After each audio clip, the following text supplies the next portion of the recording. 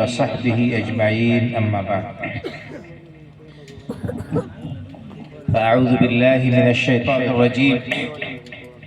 بسم الله الرحمن الرحيم. يا أيها الذين آمنوا ادخلوا في السلم كافة رب اشرح لي صدري ويسر لي أمري واحلل عقدة من لساني يفقه قولي. سبحانك لا علم لنا إلا ما علمتنا إنك أنت العليم الحكيم. بھائیو اور بزرگوں، خواتین اسلام، پردہ نشین ماں اور بہنوں، اسلام اللہ رب العالمین کا محبوب اور پسندیدہ دین ہے، اور اسی دین پر عمل کرنے سے اللہ رب العالمین کے ہاں کامیابی مل سکتی ہے۔ اللہ رب العالمین نے قرآن کریم میں ارشاد فرمایا، ان الدین عند اللہ الاسلام، یقیناً دین اللہ کے ہاں اسلام ہی ہے۔ اور دوسری جگہ فرمایا، وَمَن يَبْتَغِ غَيْرَ الْإِسْلَامِ دِينًا فَلَن يُقْبَلَ مِنْهُ وَهُوَ فِي الْآخِرَةِ مِنَ الْخَاسِرِينَ، کہ جو شخص بھی اسلام کو چھوڑ کر کوئی دوسرا دین چاہے گا، کسی دوسرے دین کا طلبگار اور خواہاں ہوگا، کسی دوسرے دین پر عمل کرے گا، فَلَن يُقْبَلَ مِنْهُ، اللہ رب العالمین کے ہاں اس کا یہ دین ہرگز بھی قبول نہیں ہوگا۔ وَهُوَ فِي الْآخِرَةِ مِنَ الْخَاسِرِينَ، اور ایسا شخص گھاٹا اٹھانے والا ہوگا۔ پتہ یہ چلا کہ دین اسلام اللہ رب العالمین کا پسندیدہ اور محبوب دین ہے، اور یہی دین اللہ رب العالمین کے ہاں مقبول ہے۔ اس کے علاوہ کوئی دوسرا دین اللہ کے ہاں مقبول نہیں ہے، اس پر کامیابی نہیں مل سکتی۔ اور ہر شخص سے یہی مطالبہ ہے کہ وہ اپنی پوری زندگی اسلام کے اصولوں کے مطابق بسر کرے۔ میں نے آپ کے سامنے جو آیت کریمہ پڑھی ہے، یا آیت کا ٹکڑا پڑھا ہے، اس میں اللہ رب العالمین نے یہی بات بیان فرمائی، یا ایھا الذین آمنوا ادخلوا فی السلم کافہ، اے ایمان والو تم سب کے سب کامل اور مکمل طور پر اسلام میں داخل ہو جاؤ۔ اسلام کوئی استثنائی چیز نہیں ہے، منمانی اور مرضی کی چیز نہیں ہے کہ جہاں چاہا اس کو اپنایا اور اختیار کیا، اور جہاں ہماری مرضی کے مطابق حکم نہیں ہوا شریعت کا اس کو کنارے لگا دیا۔ اگر کوئی شخص ایسا کرتا ہے تو وہ مسلمان نہیں ہے، وہ ہرجائی ہے، ہرجائی ہے، جو اپنی منمانی اور اپنے پسند کے مطابق اگر اسلام کا حکم ہو تو اس کو قبول کرے، اور جہاں پر اس کے مزاج کے خلاف بات ہو وہاں پر اسلام کی تعلیم کو وہ نظر انداز کر دے، پس پشت ڈال دے، کنارے لگا دے، تو ایسا شخص صحیح مسلمان نہیں۔ اور دوسری جگہ اللہ رب العالمین نے ارشاد فرمایا کہ یا ایھا الذین آمنوا اتقوا اللہ حق تقاتہ ولا تموتن الا وانتم مسلمون، اے ایمان والو اللہ سے ڈرو جیسا کہ اسے ڈرنے کا حق ہے، اور دیکھو تمہیں موت نہ آئے مگر اس حال میں کہ تم مسلمان ہو۔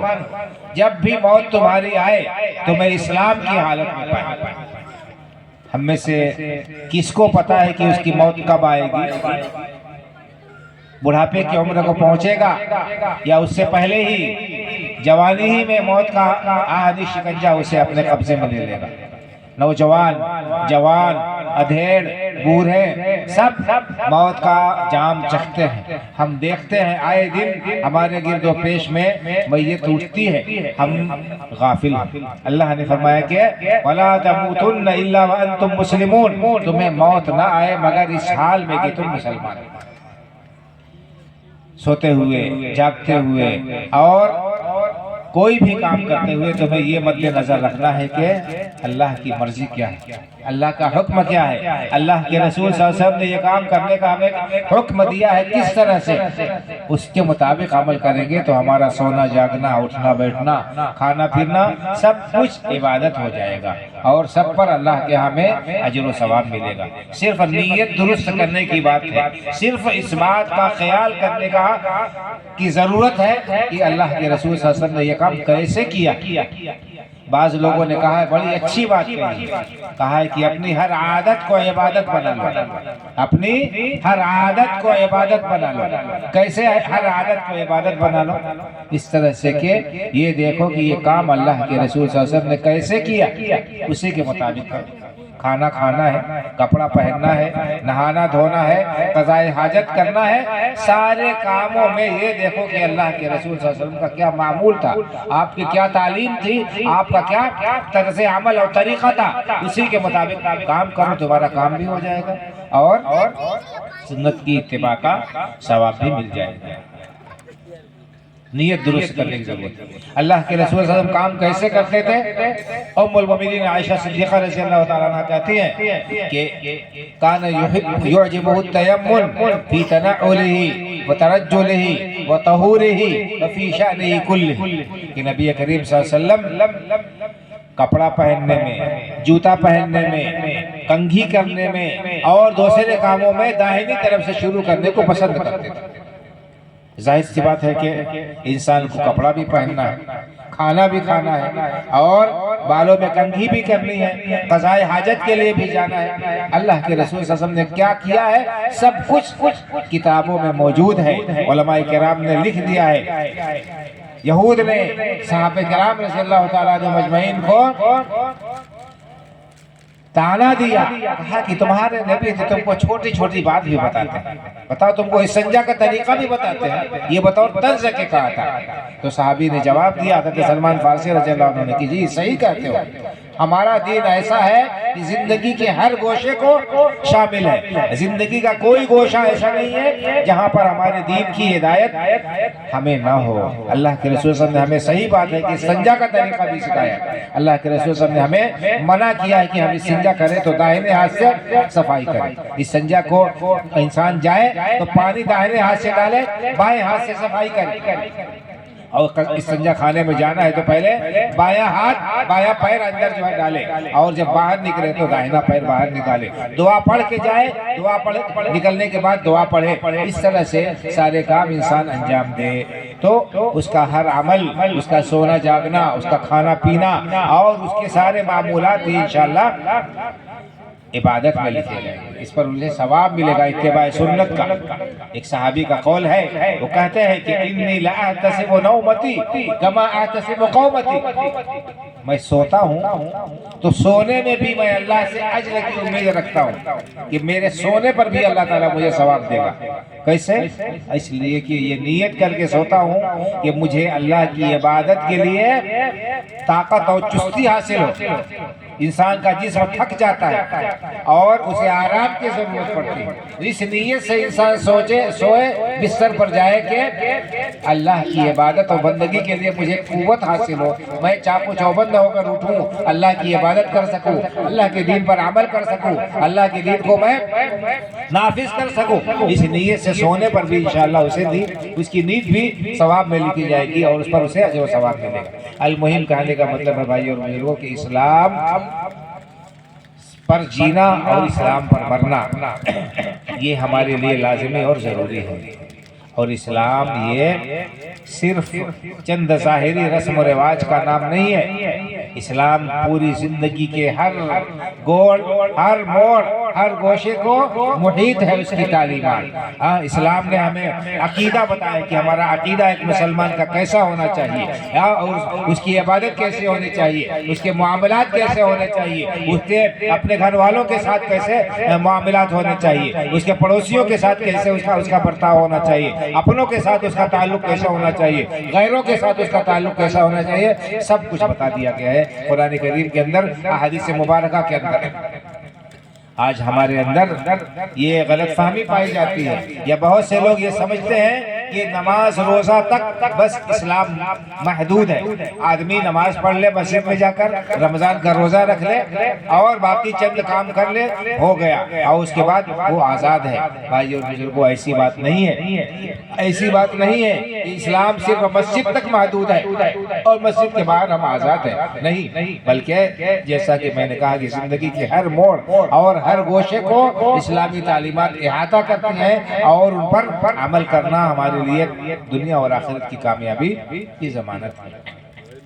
ایک آدمی اگر اس کا ایمان صحیح نہیں، اس کا عقیدہ درست نہیں، اس کے اخلاق صحیح نہیں، اس کے اعمال سنت کے مطابق نہیں، تو اسلام اور مسلمان گھرانے میں پیدا ہو جانا اس کے لیے مفید نہیں ہوگا، اس کے لیے کامیابی کی یہ ضمانت نہیں ہے. آپ قرآن کریم کا مطالعہ کریں، آپ احادیث مبارکہ کا مطالعہ کریں تو آپ کے لیے یہ چیز بہت کھل کر واضح طور پر سامنے آ جائے گی.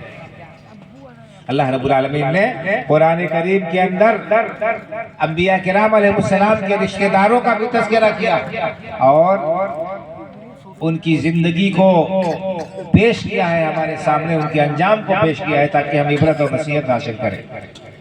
آپ کو معلوم ہے کہ اللہ کے سب سے برگزیدہ اور محبوب لوگ کون ہوتے ہیں؟ انبیاء کرام علیہ السلام. انبیاء کرام علیہ السلام اس روئے زمین پر، اس کائنات میں اللہ کے سب سے محبوب اور سب سے برگزیدہ بندے ہوتے ہیں. ان کا مقام اور مرتبہ بہت ہی بلند ہے. لیکن اگر کوئی شخص کسی نبی کے خاندان سے ہو، اس کا بالکل قریب ترین رشتہ دار ہو، اس کا ایمان صحیح نہیں، اس کا عقیدہ صحیح نہیں، اس کا عمل درست نہیں، تو اللہ رب العالمین کے ہاں یہ رشتہ داری اس کے کام نہیں آئے گی اور یہ تعلق اس کو اللہ رب العالمین کے عذاب سے نہیں بچا سکتا. اللہ رب العالمین نے قرآن کریم کے اندر 2 پیغمبروں کی بیویوں کا تذکرہ کیا ہے. آپ 28واں پارہ اٹھائیے، سورہ تحریم، آخری رکوع. اللہ رب العالمین نے کیا فرمایا؟ اعوذ باللہ من الشیطان الرجیم. ضرب اللہ مثلا للذین کفروا امرأة نوح وامرأة لوط كانتا تحت عبدین من عبادنا صالحین فخانتاهما فلم یغنیا عنہما من اللہ شیئا وقیل ادخلا النار مع الداخلین. اللہ رب العالمین نے کافروں کے لیے حضرت نوح اور حضرت لوط علیہ السلام کی بیویوں کی مثال پیش کی. حضرت نوح علیہ السلام حضرت آدم علیہ السلام کے بعد پہلے رسول تھے اور حضرت لوط علیہ السلام یہ بھی بڑے جلیل القدر پیغمبر حضرت ابراہیم علیہ السلام کے بھتیجے تھے. اللہ نے فرمایا کہ کافروں کے لیے اللہ تعالیٰ نے ان دونوں بزرگ ہستیوں اللہ کے جلیل القدر پیغمبروں کی بیویوں کی مثال بیان کی. ضرب اللہ مثلا للذین کفروا امرأة نوح وامرأة لوط. حضرت نوح اور لوط علیہ السلام کی بیویوں کی مثال اللہ نے بیان کی. كانتا تحت عبدين من عبادنا صالحين فخانتاهما فلم يغني عنهما من الله شيئا وقيل ادخلا النار مع الداخلين.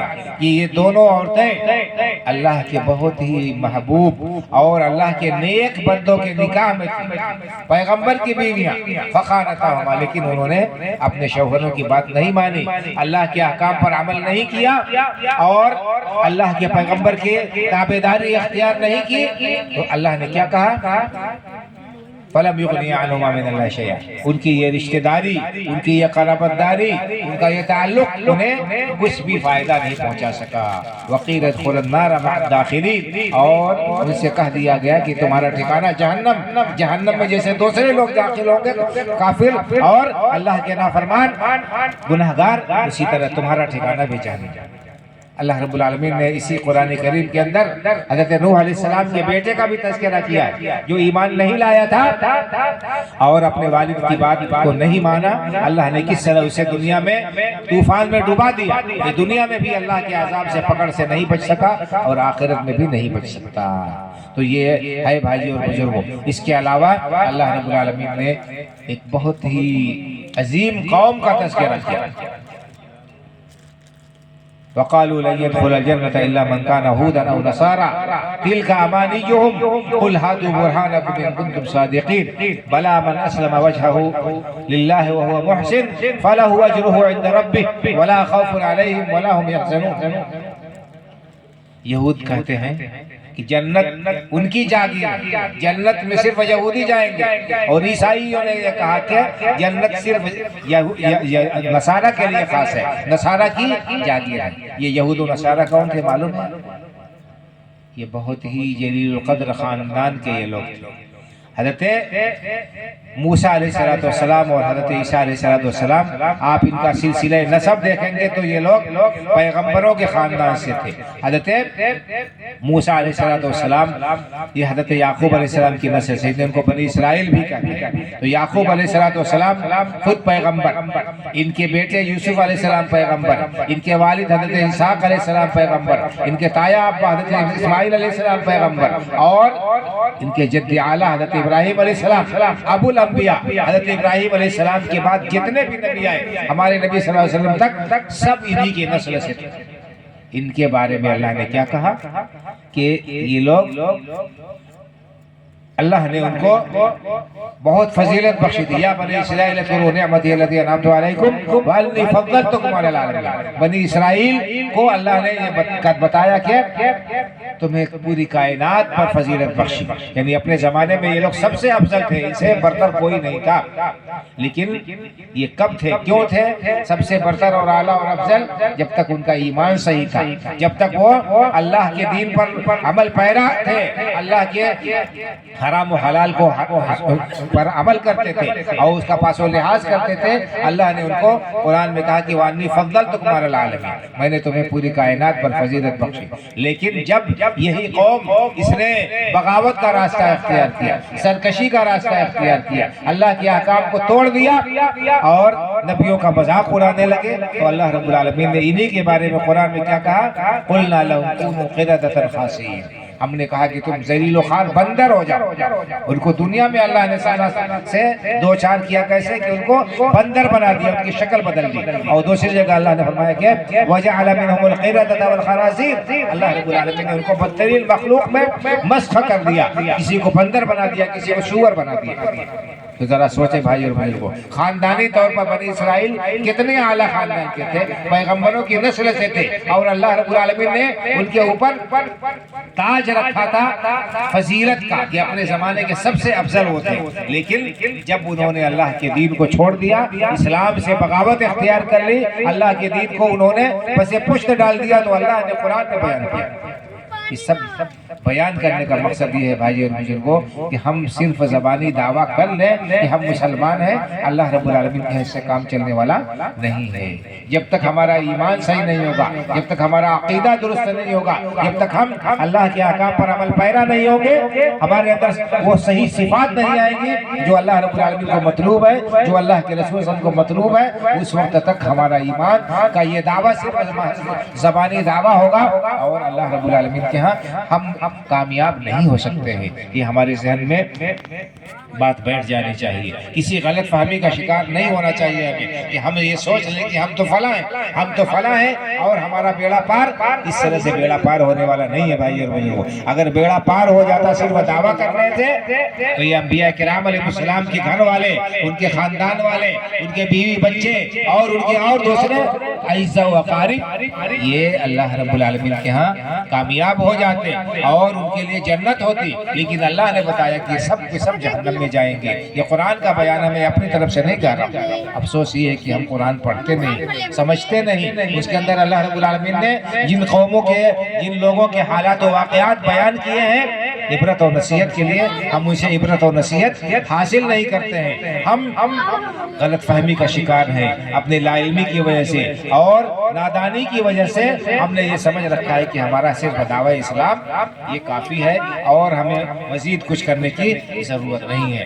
اس غلط فہمی سے ہمیں نکلنا ہوگا بھائی اور بزرگوں، اور عمل کرنا ہوگا۔ ایک مسلمان کے اندر کیا صفات ہونی چاہیے، اس کا بیان قرآن کریم کے اندر، احادیث مبارکہ کے اندر بڑی تفصیل سے آیا ہے۔ میں سب تو نہیں بیان کر سکتا، چند باتیں آپ کے سامنے بیان کر دینا چاہتا ہوں کہ ایک مسلمان کے اندر کیا صفات ہونی چاہیے، کیسا اس کا اخلاق ہونا چاہیے، کیسا اس کا کردار ہونا چاہیے، کیسا اس کا لوگوں کے ساتھ تعلق ہونا چاہیے۔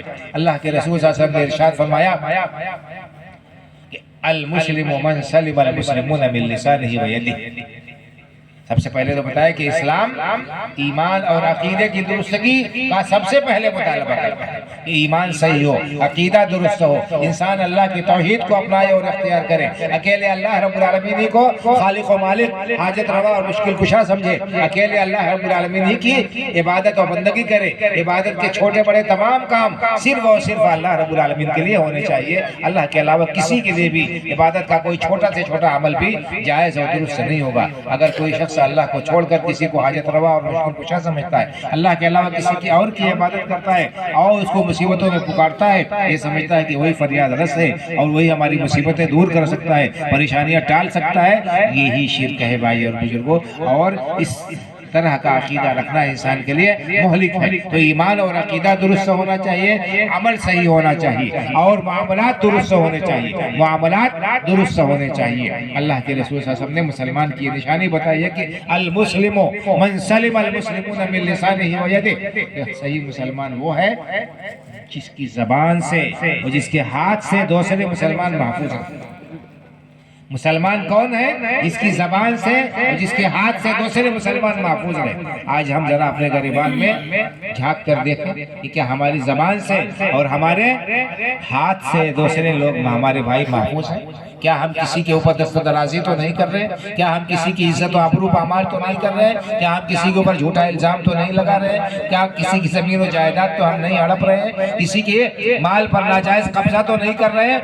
مسلمان اپنی زبان سے بھی وہ جو ہے دوسروں کو محفوظ رکھتا ہے اور اپنے ہاتھ سے بھی، زبان سے نہ کسی کی غیبت کرتا ہے، نہ کسی کے اوپر جھوٹا الزام لگاتا ہے، نہ کسی کا مذاق اڑاتا ہے، نہ کسی کے خلاف جھوٹی گواہی دیتا ہے، نہ جھوٹ بولتا ہے، نہ ہی اور اپنی زبان سے کسی کو تکلیف پہنچاتا ہے اور اپنے ہاتھ سے بھی تکلیف نہیں پہنچاتا، کسی کو نہ تھپڑ مارتا ہے، نہ کسی کی آبرو ریزی کرتا ہے، نہ کسی کے ساتھ ظلم و زیادتی کرتا ہے۔ اگر کوئی شخص ایسا کرتا ہے اپنی قوت و طاقت کے بل بوتے پر کسی کو تکلیف پہنچاتا ہے، اس کی جان و مال کے لیے خطرہ بنتا ہے، تو اس کو اپنے ایمان کا جائزہ لینا چاہیے۔ اللہ کے رسول نے بات بیان فرمائی۔ دوسرے آپ نے کیا فرمایا؟ ایک وقت قسم کھائی، واللہ لا یؤمن، واللہ لا یؤمن، واللہ لا یؤمن، قسم ہے اللہ کی، وہ شخص مومن نہیں ہو سکتا، وہ شخص مومن نہیں ہو سکتا، وہ شخص مومن نہیں ہو سکتا۔ لوگوں نے پوچھا کون؟ آپ نے فرمایا من لا یأمن جارہ بوائقہ، وہ شخص مومن نہیں ہو سکتا چاہے جتنا لمبا چوڑا دعویٰ کرے، اس کے پڑوسی اس کی شرارتوں سے، اس کی بدماشیوں سے محفوظ نہ رہے۔ جو اپنے پڑوسی کو ستاتا ہے، اپنے پڑوسی کو اذیت پہنچاتا ہے، اس کی جان و مال اور عزت و آبرو کے در پہ رہتا ہے، وہ مومن نہیں ہے۔ اللہ کے رسول نے 3 بار قسم کھائی اور پڑوسی کے حقوق بہت زیادہ تاکید کے ساتھ آپ نے بیان فرمائے ہیں۔ وقت نہیں ہے کہ ان سب پر تفصیلی گفتگو کی جائے، صرف مسلمان کی چند صفات میں آپ کے سامنے بیان کرنا چاہتا ہوں جو ایک مسلمان کے لیے لازمی اور ضروری ہے۔ لیکن افسوس یہ ہے کہ ہمارے اندر دعوے ایمانی کے باوجود، اسلام کا دعویٰ ہونے کے باوجود یہ صفات بہت کم پائی جاتی ہیں، دن بدن کم ہوتی جا رہی ہیں۔ تو ہمیں چاہیے کہ ہم اپنے ان صفات کو جو اللہ کے رسول صلی اللہ علیہ وسلم نے ایک مسلمان کی بیان کی ہے، ان کو اپنے اندر ہم پیدا کر رہے ہیں۔ اللہ کے رسول صلی اللہ علیہ وسلم نے ایک اور نشانی بتائی ہے مسلمان کی کہ اس کی زبان سے کسی کو تکلیف نہیں پہنچے۔ آپ نے فرمایا کہ من کان یؤمن باللہ والیوم الاخر فلیقل خیرا او لیصمت، جس کا ایمان اللہ پر اور آخرت کے دن پر ہو، اسے چاہیے کہ وہ بھلی بات کہے، اور اگر اس کے پاس میں بھلی بات نہیں ہے تو وہ چپ رہے۔ بھلی بات اگر ہے بولنے کے لیے تو انسان اپنی زبان کو حرکت دے، اور اگر بھلی بات نہیں ہے تو اپنی زبان پر تالا لگائے، اپنی زبان کو بیجا حرکت نہ دے۔ آج ہمارے اندر یہ چیز کہاں تک پائی جاتی ہے؟ ہم اپنی زبان کا کتنا پاس و لحاظ رکھتے ہیں، اس پر بہت سنجیدگی کے ساتھ سوچنے کی ضرورت ہے بھائی اور بزرگوں۔ یہ زبان انسان کو دنیا میں بھی ہلاک کر دیتی ہے اور آخرت میں بھی انسان کے لیے یہ رسوائی اور ہلاکت کا سبب بنے گی۔ اللہ کے رسول صلی اللہ علیہ وسلم نے ارشاد فرمایا کہ من یضمن لی ما بین لحییہ و ما بین رجلیہ اضمن لہ الجنہ، جو شخص میرے لیے مجھے اپنے 2 ٹانگوں کے بیچ کی چیز اور یعنی شرمگاہ اور اپنے جبڑوں کے بیچ کی چیز یعنی زبان کی حفاظت کی ذمہ داری لیتا ہے، گارنٹی دیتا ہے کہ ان کا غلط استعمال نہیں کرے گا زبان کا اور شرمگاہ کا، تو میں اس کے لیے جنت کی ضمانت دیتا ہوں، میں اس کے لیے جنت کی ضمانت دیتا ہوں۔ تو اللہ کے رسول صلی اللہ علیہ وسلم نے ایسے شخص کی جنت کی ضمانت دی ہے جو اپنی زبان زبان کی حفاظت کرے. اور ایک حدیث میں متفق علیہ آپ نے ارشاد فرمایا کہ ان العبد لا يتكلم بالكلمة من رضوان الله لا يلقي لها بالا يرفع الله بها درجات.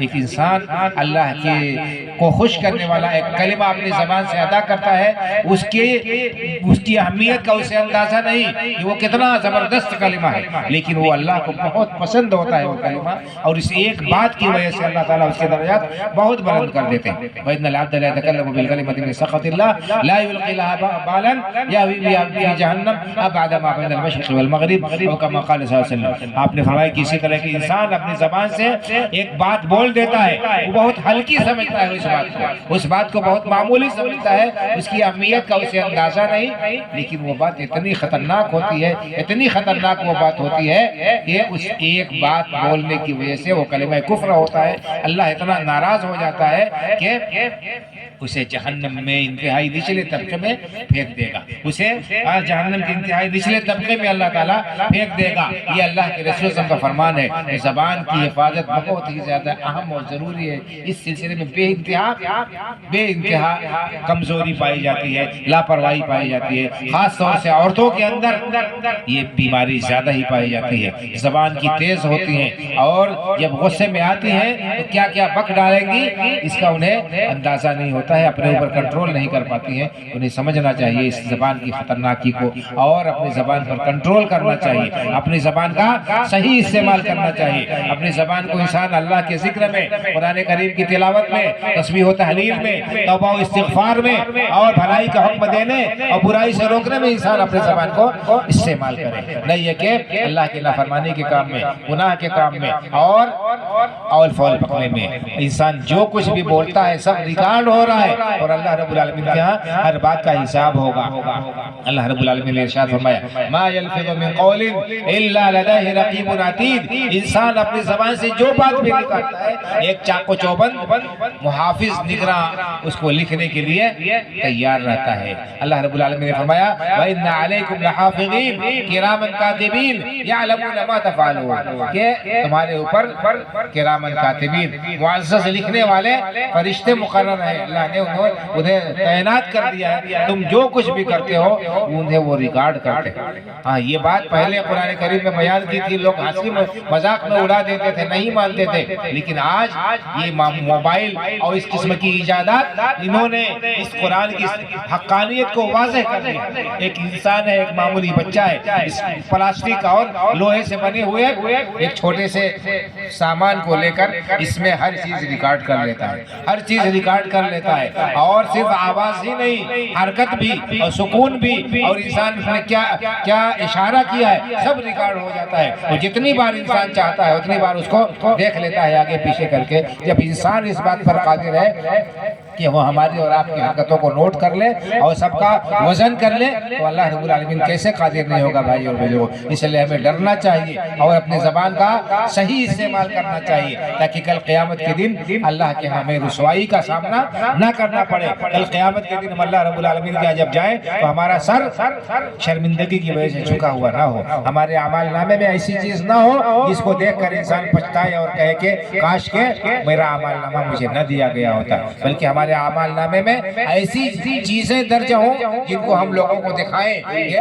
ہاؤ مقرؤ کتابیہ، آؤ دیکھو میرا اعمال نامہ، اسے پڑھو، اس میں جو ہے میرے لیے بشارت ہے. تو یہ ایک مسلمان کا شیوا و شعار ہونا چاہیے. اپنی زبان کی حفاظت کرے، اپنے کانوں کی حفاظت کرے، اپنے دماغ کی حفاظت کرے، اپنی سوچ کو صحیح رکھے، اپنا عقیدہ درست رکھے. ہر چیز کے بارے میں اللہ رب العالمین کا جو حساب ہوگا. مسلمان آزاد ہے ہی نہیں، اسے ہر وقت اللہ رب العالمین کا مراقبہ اور اس کے سامنے حساب اور سوال جواب کا تصور اس کے ذہن میں ہونا چاہیے. اللہ رب العالمین نے جو نعمتیں دی ہیں ان نعمتوں کا ہم صحیح استعمال کریں تاکہ کل رسوائی کا سامنا نہ کرنا پڑے. اللہ رب العالمین نے قرآن کریم میں ارشاد فرمایا ان السمع والبصر والفؤاد کل اولئک کان عنہ مسئولا. اللہ نے تمہیں کان دیا ہے اور آنکھیں دی ہیں اور دماغ دیا ہے یہ اتنی بڑی نعمت ہے کہ دنیا کی ساری دولت صرف کر کے ان کو خرید نہیں سکتے ہو۔ ایک انسان نابینا ہو جاتا ہے، اس کی بینائی چلی جاتی ہے، اندھا ہو جاتا ہے،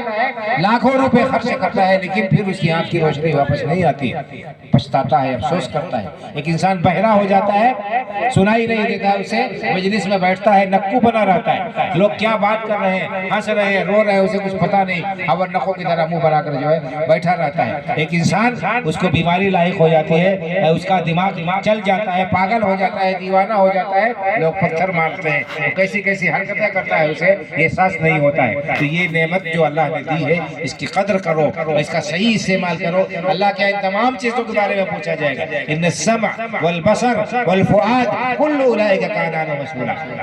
اس کان کے بارے میں پوچھا جائے گا اللہ کے یہاں، کان سے کیا سنا، اچھی بات سنی، بھلی بات سنی، نیکی کا کلمہ سنا یا گالی گفتاری سنی، غیبت سنی، کسی کا مذاق سنا، کفریہ کلمات سنے، فحش گانے سنے، کیا کچھ سنا اس کان سے، اللہ کے یہاں حساب دینا ہوگا۔ والبصر، آنکھوں سے کیا دیکھا، جائز دیکھا، ناجائز دیکھا، حرام دیکھا، حلال دیکھا، سب کے بارے میں اللہ کے یہاں سوال ہوگا۔ والفؤاد، دل میں کیسا خیال رکھا، کیسے جذبات رکھے، اللہ اس کے رسول سے محبت تھی، دین سے لگاؤ تھا، یا یہ کہ دین سے دوری تھی، اللہ اس کے رسول کے محبت کے بجائے دنیا والوں کی اور اللہ کے دشمنوں سے محبت رکھی، کیا خیال تھا تمہارا ذہن میں، کیسا ذہن تھا، کیسے سوچ تھی، سب کے بارے میں پوچھا جائے گا۔ آج ہمارا نوجوان طبقہ دیکھ لیجئے کہ ان کی کانوں وہ اپنے کانوں کا کیسا استعمال کرتے ہیں، اپنی آنکھوں کا کس طرح استعمال کرتے ہیں، اور دل و دماغ میں کیا جذبات ان کے ہوتے ہیں، سب کا حساب دینا ہے بھائی اور بزرگوں۔ اس سب کو ہم اپنے ذہن میں رکھیں اور اسلام پر اپنی زندگی گزارنے کی پوری کوشش کریں، اسی کا عزم کریں، اسی کا ارادہ کریں، اسی کے لیے اللہ رب العالمین سے دعا کریں۔ ایک انسان کو دعا کرنا چاہیے کہ اللہ تعالی ہمیں اسلام پر زندہ رکھ اور ایمان پر ہمارا خاتمہ کر، کسی قسم کی غلط فہمی کا شکار نہیں ہونا چاہیے۔ حضرت یوسف علیہ السلام کی دعا اللہ رب العالمین نے قرآن میں نقل کی ہے، انہوں نے یہی دعا کی تھی، توفنی مسلمہ والحقنی بالصالحین، اے اللہ اسلام پر زندہ رکھ رہا ہے، پیغمبر بنایا ہے، اسلام پر وفات دے، توفنی مسلمہ، اللہ مجھے اسلام کی حالت میں وفات دے، والحقنی بالصالحین، اور نیک و صالح بندوں کے ساتھ مجھے ملا لے، شامل کر لے۔ تو یہ انبیاء کرام علیہ السلام کی دعا ہے، یہ دعا ہمارے ذہن میں ہونی چاہیے اور ہمیں فکر ہونی چاہیے، اللہ کے سامنے روئیں، گڑ گڑائیں، اللہ سے دعا کریں اور پوری احتیاط کے ساتھ زندگی بسر کریں، اسلام کے اصولوں کو جاننے کی اور اس پر عمل کرنے کی۔ جب ہمارے دل میں فکر ہوگی، اس کا جذبہ ہوگا، تو اللہ تعالیٰ کی طرف سے توفیق بھی ملے گی۔ اللہ رب العالمین سے دعا ہے کہ ہمیں سچا اور پکا مسلمان بنائے، اسلام پر زندہ رکھے، ایمان پر ہمارا خاتمہ فرمائے اور اپنے نیک و صالح بندوں میں ہم سب کا شمار کرے اور حشر فرمائے انہی کے ساتھ، آمین۔ وآخر دعوانا الحمدللہ رب العالمین، وصلی اللہ علی نبینا محمد وعلی آلہ وصحبہ۔